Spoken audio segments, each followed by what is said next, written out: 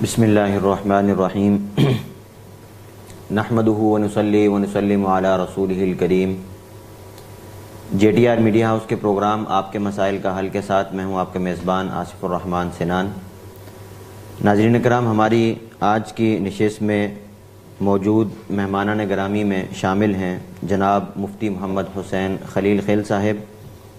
آپ جامعۃ الرشید کے سینئر اساتذہ اور سینئر مفتیان کرام میں شمار ہونے کے ساتھ ساتھ کلیہ فقہ المعاملات المالیہ والعلوم الاداریہ کے اسسٹنٹ ڈائریکٹر بھی ہیں۔ ان کے ساتھ ہمارے دوسرے معزز مہمان جناب موجود ہیں مفتی محمد احمد خان صاحب۔ آپ جامعہ کے سینئر اساتذہ اور دارالفتاح جامعۃ الرشید کے اسسٹنٹ مفتی ہیں۔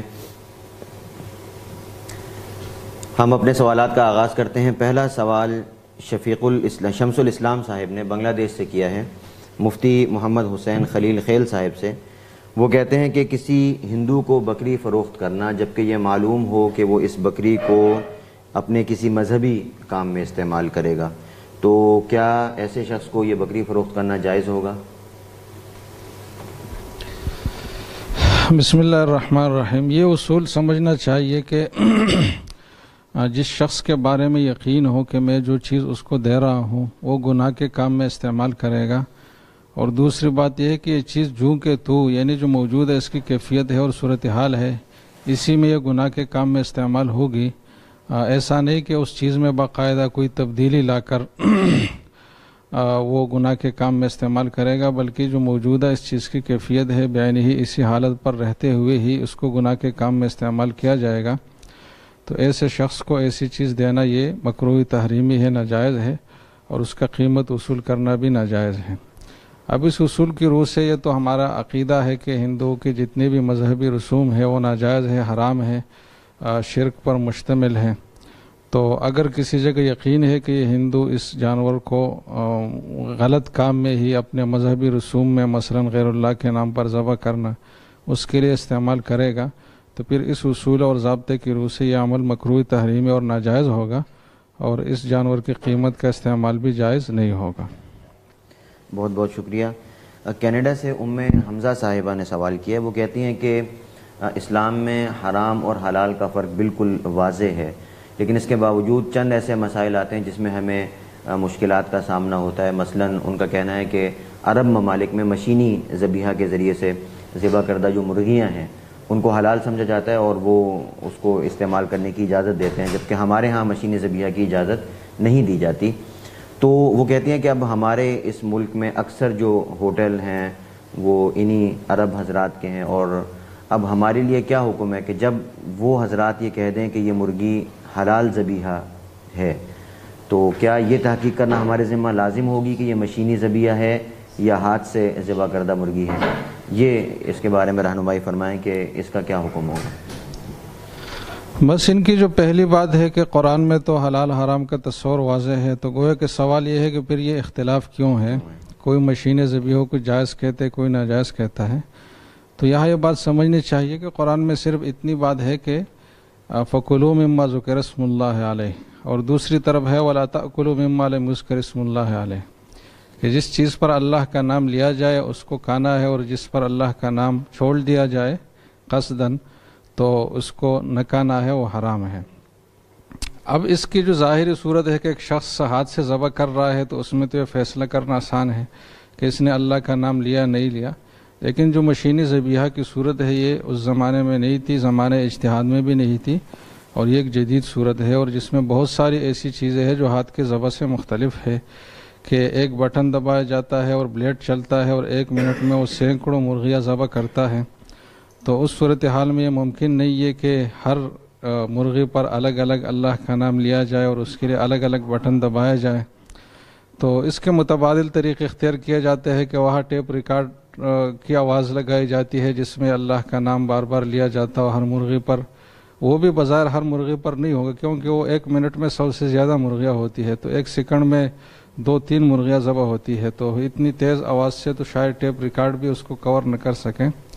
تو بہرحال یہاں جو جمہور علماء کرام ہے بر صغیر کے، ان کی تحقیق یہ ہے کہ مشینی ذبیحہ کئی وجوہات سے ناجائز ہے، اور اس سے جو ذبح شدہ جانور ہے اس کا استعمال جائز نہیں ہے. تو آپ جہاں رہتے ہیں اگر وہاں غالب جو ذبیحہ ہے وہ مشینی ذبیحہ ہی ہے تو پھر تو آپ کے لیے گوشت کھانا جائز ہی نہیں ہے. آپ بس سبزیوں پر اور مچھلی اور دوسری چیزوں پر گزارا کریں کیونکہ گوشت میں اصل حرام ہونا ہے. تو جب تک حلال ہونا اس کا یقین سے ثابت نہ ہو تو اس کا استعمال جائز نہیں ہوگا. البتہ جہاں دونوں صورتیں ملتی جلتی ہے اور غالب جو طریقہ ہے وہ ہاتھ سے ذبح کرنے کا ہے, شاذ و نادر مشینی ذبیحہ بھی چلتا ہے, تو پھر وہاں اگر پوچھ لیا جائے احتیاط کیا جائے بہتر ہے, لیکن کوئی ضروری نہیں ہوگا وہاں کیونکہ غالب کا اعتبار ہوتا ہے. تو غالب معاشرے میں جو چیز رائج ہے تو آپ یہی سمجھے کہ میرے سامنے بھی وہی چیز آ رہی ہے, تو یہ سمجھنا چاہیے کہ مشینی ذبیحہ کی اجازت نہیں ہے. بہت بہت شکریہ. انڈیا سے شیخ رضوان صاحب کا سوال ہے. وہ کہتے ہیں کہ کیا کوئی شخص اگر کسی دوسرے کو سلام بھیجے تو کیا یہ سلام پہنچانا لازمی ہوتا ہے؟ کیونکہ بسا اوقات رسماً لوگ کہہ دیتے ہیں کہ بھی ہماری طرف سے فلاں کو سلام کہنا, تو اس صورت میں بھی سلام پہنچانا لازم ہوگا؟ ویسے مسئلہ تو یہ ہے, یعنی بعض لوگ تو اس کو مانتے نہیں ہے کہ سلام پہنچایا بھی جا سکتا ہے اور اس کا کوئی جواب دینا بھی ضروری ہے, تو وہ بات غلط ہے. حدیث سے یہ بات ثابت ہے کہ کسی شخص کے ذریعے سے کسی کو سلام کہلوایا جائے اور پھر اس کے لیے ہدایات بھی ہے کہ اس پر لازم ہے کہ اس کا جواب دے. تو کسی شخص کے ذریعے سلام پہنچانا یہ درست ہے اور اس سلام کے پہنچانے کے بعد اس دوسرے شخص پر لازم ہے کہ اس کا جواب دے اور فوری طور پر اس کا جواب دے. اس طرح اگر تحریری سلام ہے تو بھی جواب دینا لازم ہے, زبانی کسی کے ذریعے بھیجا تو بھی جواب دینا لازم ہے. تو یہ تصور تو اسلام میں ہے اور اس سلام کے بھی وہی احکام ہے جو ایک بالمشافہ آمنے سامنے سلام کے جواب کا ہے کہ لازم ہے. ساتھ یہ ہے کہ جواب میں سامنا جو مخاطب ہے اس کو بھی شامل کرنا چاہیے کہ علیک و علیہ السلام. تو لیکن یہ جو بات انہوں نے کی ہے کہ بعض لوگ رسمی طور پر کہتے ہیں, تو اگر آپ کو یقین ہے کہ یہ سنجیدہ طور پر مجھے سلام پہنچانے کے نہیں کہہ رہا, محض ایک زبان پر چڑھی ہوئی بات ہے اور وہ ایک رسمی چیز ہے, دل میں اس کا نیت اور ارادہ یہ ایسا نہیں ہے کہ میں اس کی طرف سے سلام پہنچاؤں, اور اگر میں نہ پہنچا اور ان کو پتہ چلے تو ان کو کوئی ناراضی بھی نہیں ہوگی. تو اس طرح اگر پتہ ہے کہ یہ ہزل والی صورت ہے, ایک غیر سنجیدہ گفتگو ہے اور غیر سنجیدہ جملہ ہے جس کا کوئی مطلب نہیں ہوتا, صرف زبان کا ایک محاورہ اور ایک خوبصورتی کے لیے استعمال ہوتا ہے, تو پھر تو اس پر عمل درآمد اور سلام پہنچانا لازم نہیں ہے. لیکن جہاں کوئی اس طرح واضح طور پر یقین نہ ہو کہ اس شخص کا مقصد سنجیدہ نہیں ہے تو پھر وہاں احتیاط اس میں ہے کہ سلام پہنچایا جائے اور جس کو بھی اس نے سلام کہا ہے اس کو سلام پہنچایا جائے. البتہ یہاں ایک ادب ہے کہ سلام کسی کے حوالے کرنے میں مناسب یہ ہے کہ اس کو کہا جائے کہ اگر آسانی ہو یا کوئی مشکل نہ ہو یا ملاقات ہو جائے تو میرا سلام کہنا, تو خواہ مخواہ اس کے ذمہ نہ ڈال دیا جائے کہ وہ اس کے لیے خاص جا کر اس کے پاس جائے کہ فلان نے سلام پہنچایا ہے. اور سلام لینے والا جو وصول کرنے والا اور پہنچانے والا اس کے لیے مناسب یہ ہے کہ وہ انشاءاللہ کا لفظ کہہ دے کہ اگر یاد رہا تو انشاءاللہ میں پہنچاؤں گا, تو اس میں اس کے لیے کافی آسانی ہوگی.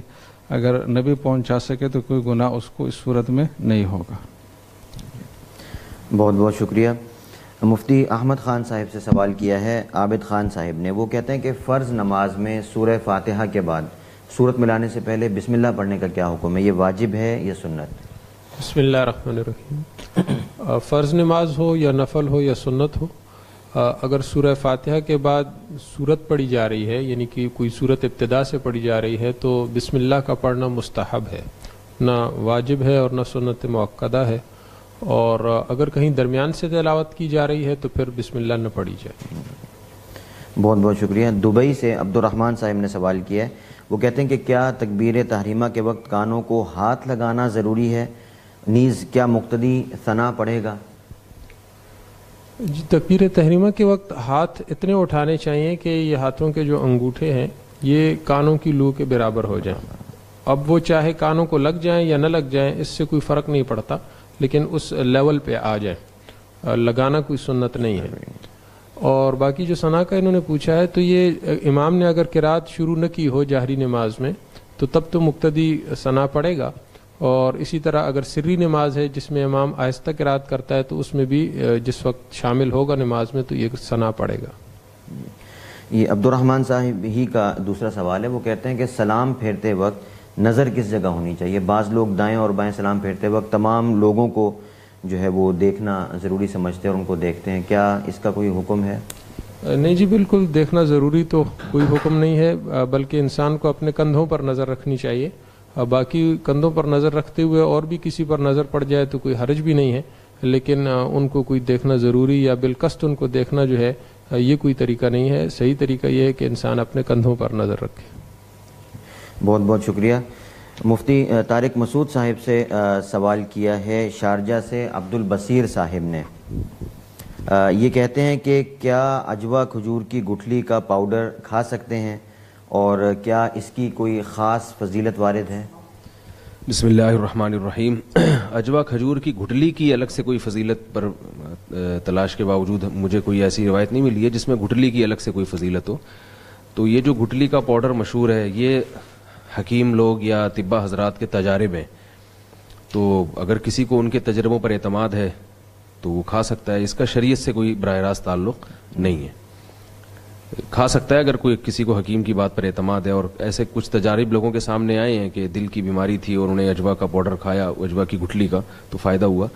لیکن بہرحال یہ کوئی شرعی مسئلہ نہیں ہے، فائدہ بھی ہو سکتا ہے اور نقصان بھی ہو سکتا ہے. شریعت سے اس کا تعلق نہیں ہے. بہت بہت شکریہ. اور اس میں یہ بھی ہے کہ وہ ہو بھی اجوا کی گٹھلی ہی کا پاؤڈر ہو، کیونکہ آج کل میں نے یہ بھی سنا ہے کہ اس کے نام پہ ملاوٹ بھی ہو رہی ہے، اور وہ جو چیز ہمارے معاشرے میں رائج ہوتی ہے نا تو لوگ اسے دھڑا دھڑ خرید رہے ہوتے ہیں. تو وہ یہ ٹیسٹ کروا لیں گے گٹھلی کا پاؤڈر یہ کچھ اور نہ ہو. جی. انڈیا سے حافظ غلام صاحب کا سوال ہے. وہ کہتے ہیں چاند یا سورج گرہن کے وقت اس وقت میں بیوی سے صحبت کرنے کا کیا حکم ہے؟ اس میں کوئی حرج تو نہیں؟ کوئی روایت تو ایسی نہیں ہے جس سے کوئی ممانعہ ثابت ہوتی ہے. انہوں نے خاص اس سے متعلق سوال پوچھا ہے. لوگ حاملہ عورت کے بارے میں پوچھتے ہیں کہ حاملہ عورت کا ایسی صورت میں کھلے آسمان کے نیچے آنا چاہیے، پہلی دفعہ ایسا کاٹنا یا اس طرح کے بارے میں. تو ان سے کہیں کہ اور بہت سارے اوقات ہیں. ٹھیک. ریاض سے موسیٰ جان صاحب کا سوال ہے. وہ کہتے ہیں کہ اگر کوئی عورت حاملہ ہے اور چاند گرہن کے دوران چھری یا کینچی کا استعمال کرے، یعنی سبزی وغیرہ کاٹے یا پھل کاٹے، تو اس کے ہونے والے بچے کا ہونٹ کٹا ہوا پیدا ہوتا ہے. اس قسم کی جو باتیں مشہور ہیں، کیا ان کا شریعت میں کوئی ثبوت ہے؟ جتنے بھی بچے پیدا ہوئے ہیں جن کے ہونٹ کٹے ہوئے ہیں، بعض بچے ایسے ہوتے ہیں جن کے ہونٹ کٹے ہوئے ہوتے ہیں، تو ان کے والدین سے تحقیق کر لی جائے، ان کی والدہ سے، کہ کیا وہ چاند گرہن کے وقت کچھ کاٹ رہی تھی. تو میرا خیال ہے ایسی کہانی تو نہیں ہے. غلط باتیں ہیں، جاہلانہ باتیں ہیں. البتہ چاند گرہن کے وقت عبادت میں مشغول ہونا چاہیے، صلاۃ الخسوف ہے اس کی طرف توجہ دینی چاہیے. لیکن اگر کوئی کچھ کاٹ لے تو اس سے کچھ بھی نہیں ہوتا. بہت بہت شکریہ. مفتی محمد حسین خلیل خیل صاحب سے سوال کیا ہے سرفراز صاحب نے سعودی عرب سے. وہ کہتے ہیں کہ اگر بچہ زندہ پیدا ہوا، 1 یا 2 گھنٹہ زندہ رہا لیکن رویا نہیں، اس کے بعد اس کا انتقال ہو گیا، تو کیا حکم ہے؟ جی، اگر یہ بات یقینی ہو کہ وہ زندہ پیدا ہوا تھا اور اس کی زندگی باقاعدہ ایک نارمل زندگی تھی اور پھر اس پر موت آ گیا ہے، تو پھر تو اس کو غسل بھی دیا جائے گا، کفن بھی اور نماز جنازہ بھی پڑھا جائے گا، اس کا نام بھی رکھا جائے گا. یہ چاروں احکام اس کے لیے ہوں گے. لیکن یہ ایک بات ہے کہ انہوں نے کہا کہ اس نے مطلب رویا نہیں، وہ جو عام طور پر بچے جیسے کہ ہوتا ہے اس وقت. تو فقہاء نے یہاں جو بات فرمائی ہے وہ اس شرط کے ساتھ ہے کہ ان استحل، کہ اگر وہ چیخ مارے اور روئے تو اس پر جنازہ اور یہ کفن وغیرہ کی چیزیں احکام ہوں گے. اور دوسری طرف ہے کہ اگر آواز نہ نکالی بچے نے تو پھر اس کو مردہ شمار کیا جائے گا. لیکن ساتھ یہ بھی ہے کہ آواز جو ہے یہ ایک علامت ہے زندگی کی، یہ کوئی واحد علامت نہیں، یہ دوسرے علامات بھی ہو سکتی ہے. لیکن ساتھ یہ بات بھی ہے کہ جس شخص کی زندگی مطلب ایک نارمل زندگی ہو، جس کو حیات مستقرہ کہا جاتا ہے، تو اس کے لیے یہ احکام ہے. اب اگر ایک شخص کوئی جانور ذبح ہو تو اس میں بھی مطلب کچھ منٹ تک زندگی ہوتی ہے، لیکن اس کو حیات اور زندگی نہیں کہا جاتا. تو اگر یہ بچہ پیدا ہوا ہے اور پیدا ہوتے ہی اس کی جان کنی کی حالت شروع ہوئی تھی اور یہ بالکل واضح تھا کہ یہ مرنے ہی والا ہے اور پھر اسی طرح مر گیا، تو پھر اس کا حکم مردہ بچوں کی طرح ہوگا، کیونکہ اس کو جو زندگی ملی ہے، ایک تو زندگی کی علامت اس میں نہیں پائی گئی کہ چیخ مارنا اور رونا، اور دوسرا یہ کہ واضح طور پر اس کی زندگی عارضی تھی. تو جب عارضی تھی تو اس کو مردہ بچے کے حکم میں شمار کیا جائے گا، لہٰذا اس پر جنازہ پڑھنا کوئی ضروری نہیں ہوگا۔ لیکن اگر ایسی کوئی بات نہیں تھی کہ موت کے علامات بالکل واضح ہو اور یہ یقینی ہو کہ اب یہ مرنا ہی ہے آگے اس نے، اور پھر ایک دو گھنٹے کے بعد فوت ہوا، تو پھر اس پر نماز جنازہ بھی پڑھا جائے گا، اور ساتھ کفن و دفن سارے احکام وہی ہوں گے جو ایک عام انسان کے مسلمان کے ہوتے ہیں۔ انڈیا سے محمد حماد صاحب کا سوال ہے، وہ کہتے ہیں کہ اگر کسی نے بے وضو نماز پڑھ لی تو کیا ایسا آدمی کافر ہو جاتا ہے؟ نیز اگر آدمی کافر ہو جائے تو تجدید ایمان اور تجدید نکاح کا کیا طریقہ ہوگا؟ بس بے وضو نماز پڑھنا کہ گناہ کبیرہ ہونے میں تو کوئی شک نہیں ہے کہ یہ بہت سنگین جرم ہے، اور اس سے سختی سے اجتناب اور آئندہ کے لیے توبہ استغفار ضروری ہے۔ باقی جہاں تک کفر ہونے نہ ہونے کا تعلق ہے تو اس میں فقہاء نے تشقیق فرمائی ہے کہ اگر یہ شخص جان بوجھ کر اور اس کام کو جائز سمجھ کر کر رہا ہے، یا نماز کی توہین کے لیے ایسا کر رہا ہے کہ نماز کوئی چیز ہی نہیں ہے، بس جیسے چاہو پڑھو، یعنی نماز کا استخفاف اور اس کو ہلکا سمجھنا اور اس کو کوئی حیثیت نہ دینا اور لا ابالی پن کا مظاہرہ کرنا، یہ مقصد ہو اس عمل سے، تو پھر تو یہ کافر ہے۔ لیکن اگر یہ مقصد نہ ہو اور اس کو حلال بھی نہیں سمجھتا، محض سستی کی وجہ سے ایسا کر لیا، تو وہ فاسق اور گناہ کبیرہ کا مرتکب تو ہے، لیکن کافر اس کو نہیں کہا جائے گا۔ جس صورت میں آدمی کافر ہو جاتا ہے اس میں تجدید ایمان تو یہ ہے کہ کلمہ توحید دوبارہ پڑھے، لا الہ الا اللہ محمد الرسول اللہ اور شہادتین پڑھے، اور تجدید نکاح وہی ہے کہ جس طرح نکاح عام طور پر ہوتا ہے کہ نئے مہر کے ساتھ ایجاب و قبول ہو، تو اس طریقے سے نیا نکاح بھی کرنا ضروری ہے۔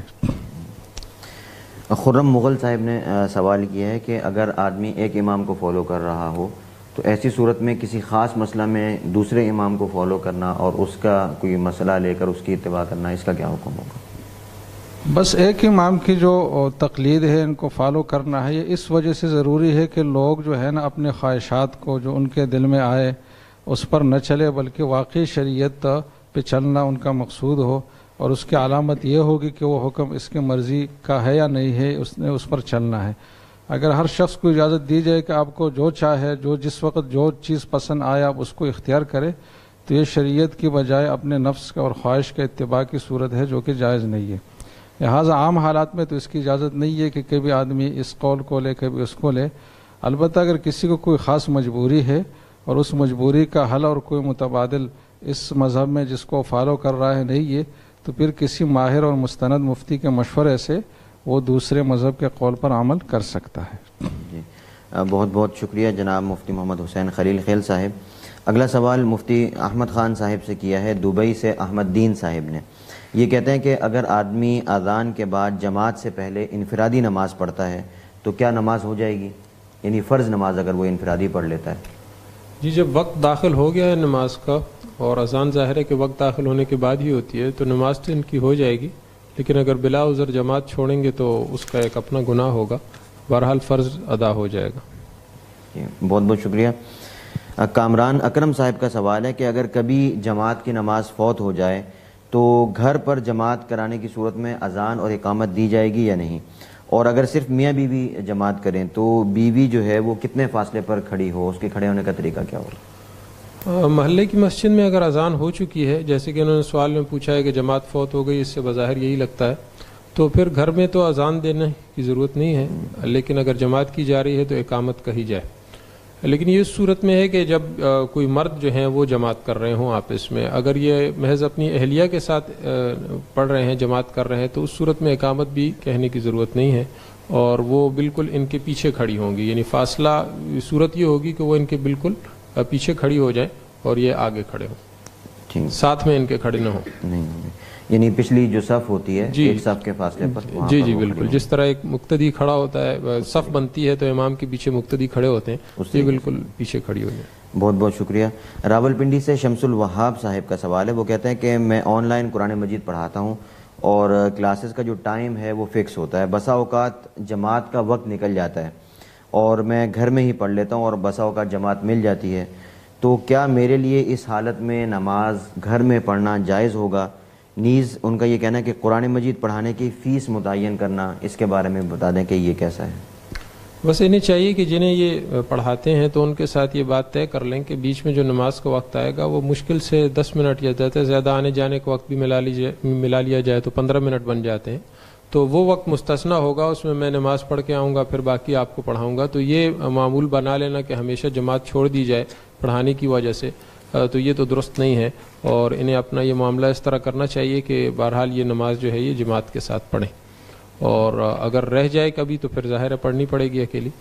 اور باقی یہ جو انہوں نے پوچھا کہ قرآن مجید پڑھانے کے لیے اجرت مقرر کرنا، تو اس کی گنجائش ہے. بہت بہت شکریہ. مفتی طارق مسعود صاحب سے سوال کیا ہے اظہر علی صاحب نے. یہ کہتے ہیں کہ کیا چاند گرہن کا اثر حاملہ عورت پر ہوتا ہے اور اسے کوئی احتیاط کرنی چاہیے اس حالت میں؟ یہ تو میڈیکل سائنس کی بات ہے، تو ڈاکٹروں سے پوچھا جائے کہ چاند گرہن کا اثر حاملہ عورت پہ ہوتا ہے کہ نہیں ہوتا. شریعت میں اس بارے میں ہمیں کچھ بھی نہیں ملتا. بہت شکریہ.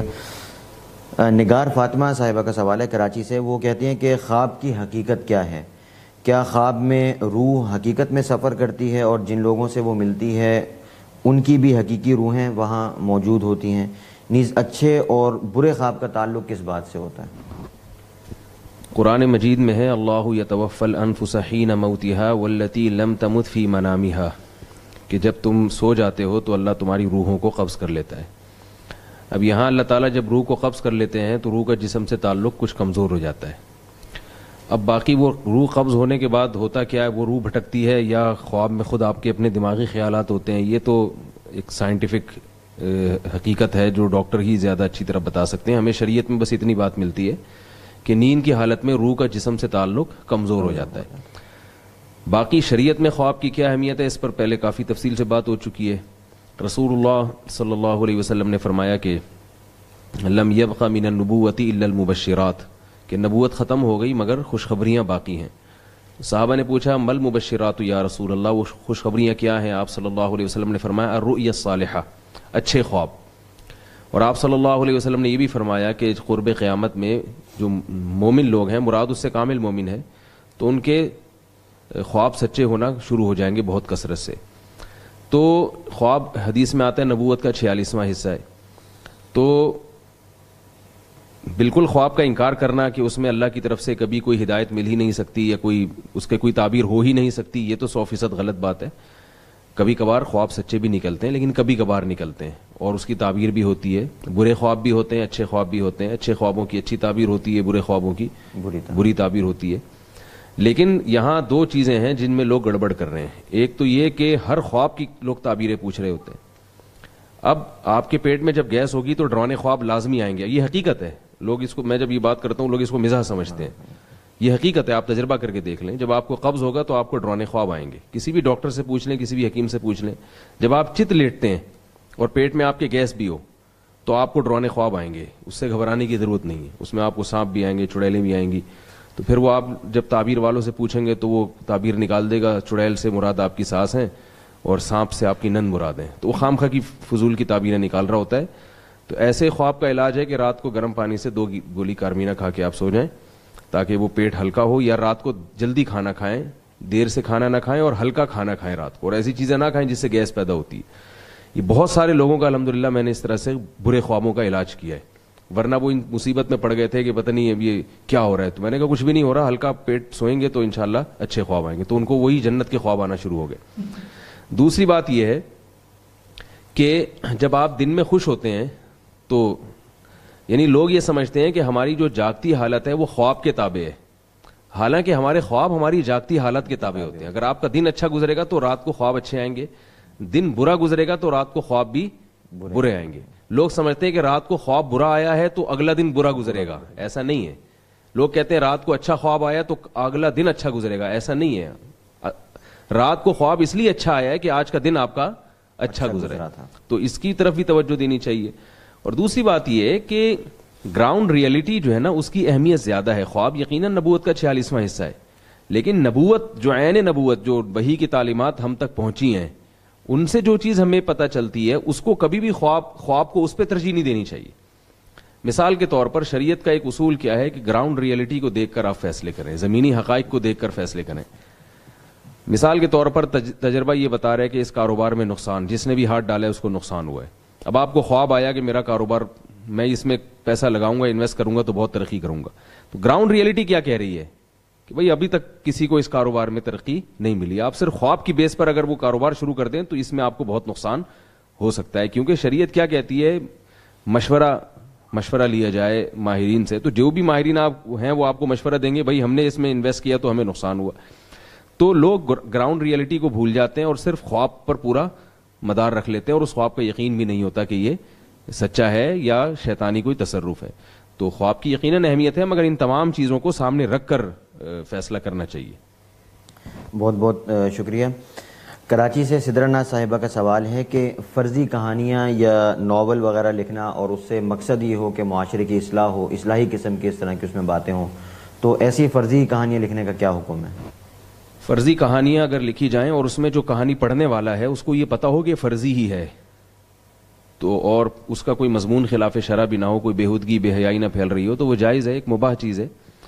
تو یہی اسی طرح کوئی فرضی واقعات جو لوگ سناتے ہیں، عبرت کے واقعات، تو اس میں اگر لوگوں کو پتہ ہے کہ یہ فرضی واقعہ ہے تو پھر وہ بھی جھوٹ کے زمرے میں نہیں آتا، وہ بھی جائز ہے. لیکن اگر اسلوب ایسا اختیار کیا جائے گویا کہ کوئی تاریخی واقعہ ہے اور اس میں پھر اس طرح کی، ہاں اگر اسلوب ایسا ہے کہ وہ یہ سمجھ رہا ہے کہ واقعی ایسا ہوا ہے تو پھر یہ تو دھوکے بازی میں آئے گا. تو صریح حدیث ہے اس بارے میں کہ جو لوگوں کو ہنسانے کے لیے جھوٹ بولتا ہے تو آپ صلی اللہ علیہ وسلم نے اس پہ بہت سخت وعید بیان کی ہے اس کے لیے. بہت بہت شکریہ. مفتی محمد حسین خلیل خیل صاحب سے سوال کیا ہے خواجہ یوسف صاحب نے. وہ کہتے ہیں کہ کیا درود ناریہ پڑھنا جائز ہے؟ اگر جائز ہے تو اس کی فضیلت کیا ہے؟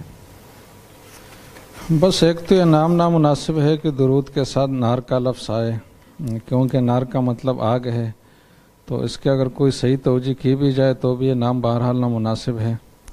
دوسری بات یہ کہ درود میں نے دیکھی ہے اس میں کوئی غلط تو شرکی الفاظ تو نہیں ہے، لیکن اس کے جو فضائل بیان ہوئے ہیں کہ یہ اگر کسی نے پہاڑ پر بھی پڑھا تو وہ ٹکڑے ٹکڑے ہو جائے گا، اور جس کے دل میں جو بھی تمنا ہے جب یہ درود پڑھے گا تو وہ ضرور حاصل ہوگا. تو کسی چیز کے لیے ثواب اور عقاب بیان کرنا، یعنی اس کے فوائد بیان کرنے، نقصانات بیان کرنا، یہ وحی سے ہی ثابت ہو سکتا ہے. اپنے ذہن سے آدمی کسی چیز کے اس طرح فوائد و برکات نہیں بیان کر سکتا.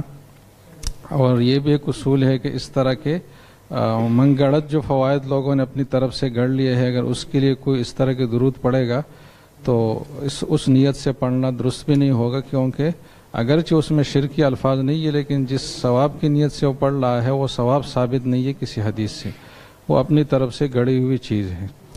تو جو قرآن اور اسماء حسنہ کے لیے جو مطلب قرآن میں جو باتیں بیان ہوئی ہے کہ یہ بھی لکھا ہے کہ اس کے فوائد اتنے زیادہ ہے کہ اگر تمام سمندر سیاہی بن جائے تو بھی اس کے فوائد ختم نہیں ہو سکتے. تو قرآن کی جو آیت ہے اللہ تعالیٰ کے اسماء حسنہ کے حوالے سے وہ ہے کہ وہ فضیلت یہاں ثابت کی گئی ہے، تو اس میں بہت مبالغہ سے کام لیا گیا ہے. تو اگر کوئی پڑھ لے تو گناہ تو نہیں ہوگا فی نفسی ہی، لیکن ان ثواب کی نیت سے جو لوگوں نے بیان کی اپنی طرف سے، اس نیت سے پڑھے تو اس سے اجتناب ضروری ہے. پھر یہ کہ جو درود ثابت ہے حدیث سے، اور مطلب یہ کہ اس میں ظاہر ہے کہ سب چیزیں موجود ہے، عربی کی فصاحت و بلاغت بھی ہے، حضور صلی اللہ علیہ وسلم کی مقام عالی کا جو شایان شان الفاظ ہے وہ بھی ہے، اور ساتھ جو بھی ایک فضیلت درود میں ہو سکتی ہے وہ منصوص جو درود ہے ان میں ثابت ہے. تو جو چیز حدیث سے ثابت ہے اس کو ہی ترجیح دینی چاہیے، اسی کو پڑھنا چاہیے، اور اسی کا جو ثواب بیان ہوا ہے اس پر یقین رکھنا چاہیے. اپنی طرف سے جو لوگوں کی اس طرح کی بنائی ہوئی چیزیں ہیں یہ بہرحال وحی سے ثابت شدہ چیزوں سے نہ افضل ہو سکتی ہے نہ اس کے برابر ہو سکتی ہے. لہٰذا وحی سے جو درود ثابت ہے، سب سے افضل جو درود ہے وہ درود ابراہیمی ہے، اور بھی صیغے ہے، 40 تک صیغے حدیث میں ثابت ہے، تو انہی کا اہتمام کرنا چاہیے. اس طرح کے جو بہت سارے نام ہیں درود فلان اور درود فلان، تو یہ لوگوں کی اپنی طرف سے بنائی ہوئی ہے. تو پڑھنا ناجائز تو نہیں ہوگا، لیکن کوئی جو ثواب بتایا جاتا ہے اس نیت سے پڑھنا درست نہیں ہوگا. بہت بہت شکریہ. ڈیرہ غازی خان سے محمد طاہر صاحب کا سوال ہے کہ شادی کے موقع پر پیسوں والا ہار یا صحرا پہننا اور پیسوں کو گھما کر جو ہے وہ دینا اور اس طرح سر پر پیسے پھینکنا، اس کا کیا حکم ہے؟ بس یہ رسم ہے معاشرے کے اور اس میں فضول خرچی بھی ہے، تو اس سے اجتناب ضروری ہے. بہت شکریہ. اسی طرح ایک سوال یہ کیا گیا ہے کہ اپنی بیوی کی بہن کی بیٹی سے شادی کرنا یہ شرعاً جائز ہے یا نہیں؟ اگر کسی نے اس طرح کی شادی کر لی ہے تو اسے کیا کرنا چاہیے؟ جی صحیح حدیث میں ہے کہ لا تنکح المرأۃ علی عمتها ولا علی خالتها ولا علی ابنۃ اخیها ولا علی ابنۃ اختها. اس میں وضاحت ہے کہ کسی عورت کو اس کی بانجی کے ساتھ یعنی خالہ اور بانجی کو آپس میں جمع نہیں کیا جا سکتا. یہ بھی اسی طرح حرام ہے جس طرح دو بہنوں کو جمع کرنا حرام ہے. تو یہ عمل حرام ہے، ناجائز ہے. اگر کسی نے کیا ہے تو دوسرا جو نکاح اس نے کیا ہے، خواہ وہ دوسرا نکاح خالہ سے کیا ہو یا بانجی سے، وہ دوسرا والا نکاح باطل ہوگا. اور مزید یہ ہے کہ اگر دوسرے نکاح میں ازدواجی تعلقات بھی قائم کیے ہیں تو جب تک اس دوسری عورت کی عدت جو 3 ماہواریہ ہے عام طور پر وہ نہ گزر جائے تو پہلی والی بیوی سے ازدواجی تعلقات بھی جائز نہیں ہوں گے. تو یہ عمل حرام ہے، ناجائز ہے، اور اس سے اجتناب ضروری ہے، اور فقہی حکم اس کا اس طریقے سے. بہت شکریہ. کراچی سے فیصل احمد صاحب کا سوال ہے. وہ کہتے ہیں کہ ہمارے مدرسہ کی عمارت الگ ہے اور محتمم صاحب کی جو مسجد ہے وہ الگ ہے. ہم آج کل مدرسے میں پانی نہ ہونے کی وجہ سے محتمم صاحب کی مسجد میں وہاں آئے ہوئے ہیں اور وہیں پر ہماری رہائش ہے.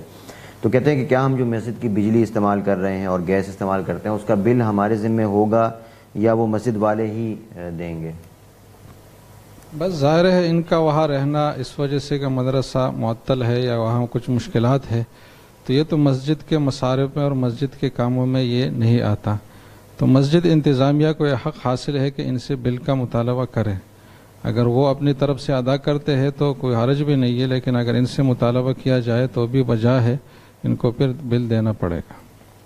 بہت بہت شکریہ. مفتی احمد خان صاحب سے اسد خان صاحب کا سوال ہے. وہ کہتے ہیں کہ اگر کوئی حافظ قرآن سورہ توبہ کی شروع میں برکت کی غرض سے جان بوجھ کر بسم اللہ پڑھے تو کیا اس سے وہ گناہ گار ہوگا؟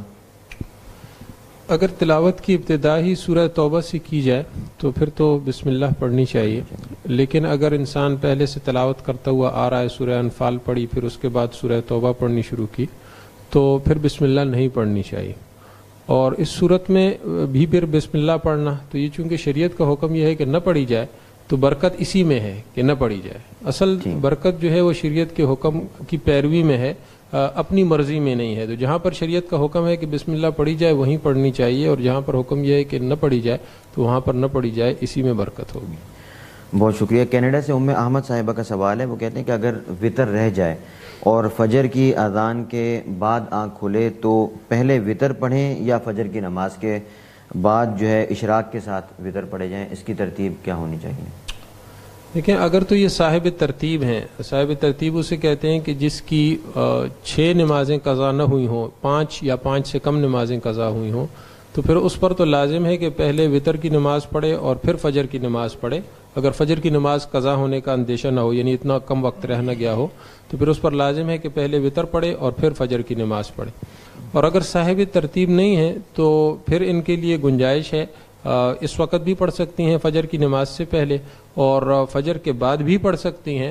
ہاں، طلوع آفتاب کے وقت نہیں پڑھ سکتی. تو یہ جو ممانعت ہے اس وقت نماز پڑھنے کی، وہ نفل نماز پڑھنے کی ہے.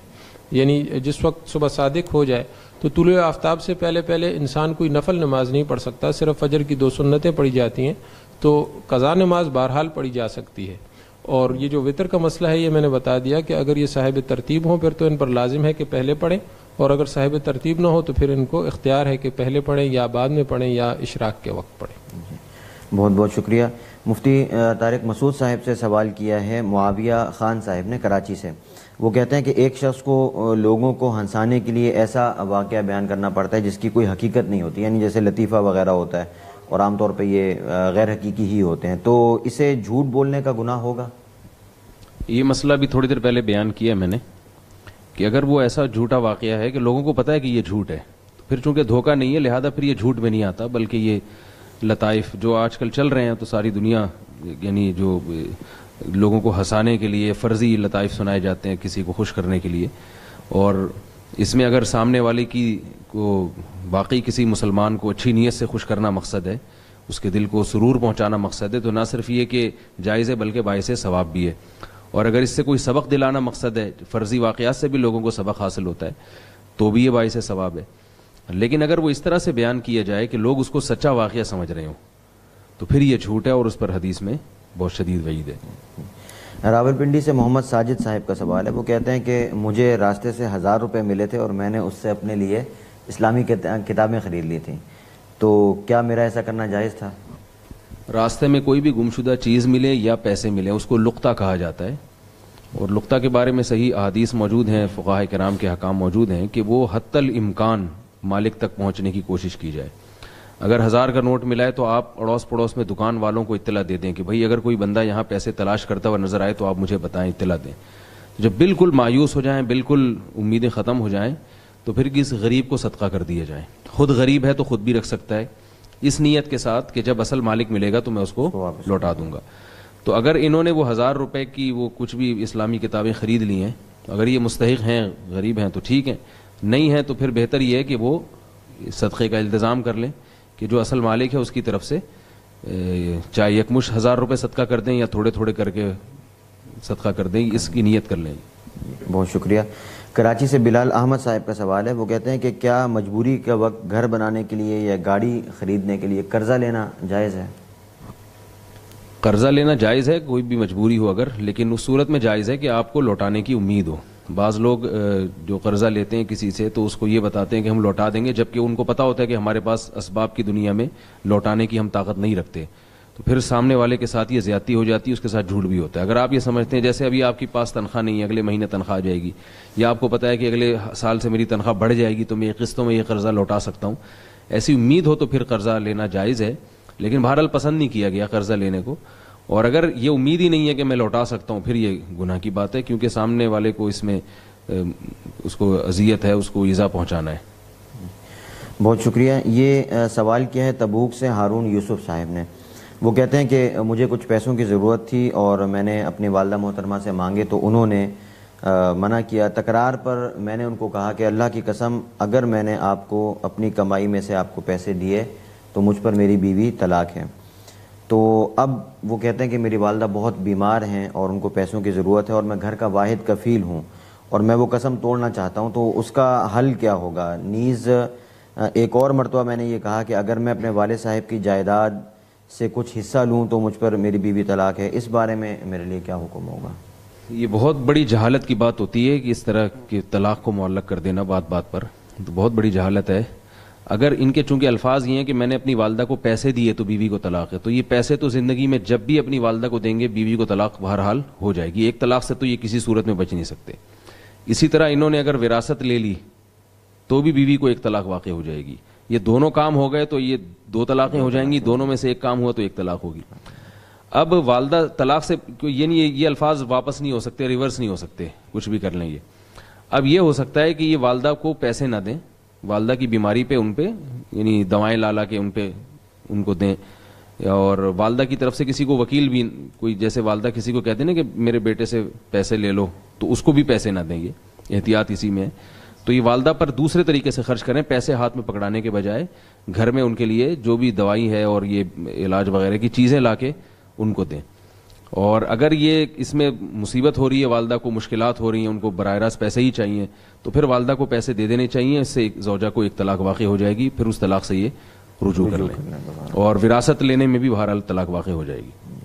بہت بہت شکریہ. ناظرین کرام, یہی ہمارے آج کی اس نشست کا اختتام ہوتا ہے. امید ہے آپ حضرات اس پروگرام سے بھرپور مستفید ہوں گے. ہماری آپ سے گزارش ہے کہ آپ اس پروگرام کو زیادہ سے زیادہ لوگوں تک پھیلائیں تاکہ آپ بھی اس ثواب میں اور صدقہ جاریہ میں شامل ہو سکیں. سوالات کرنے کا طریقہ یہ ہے کہ ہمارے لائیو پروگرام کے کمنٹ میں آپ اپنا سوال ڈالیں, انشاءاللہ باری آنے پر اس کا جواب دیا جائے گا. انشاءاللہ کل رات 9 بجے دوبارہ ملاقات ہوگی. تب تک کے لیے اجازت. السلام علیکم ورحمۃ اللہ وبرکاتہ.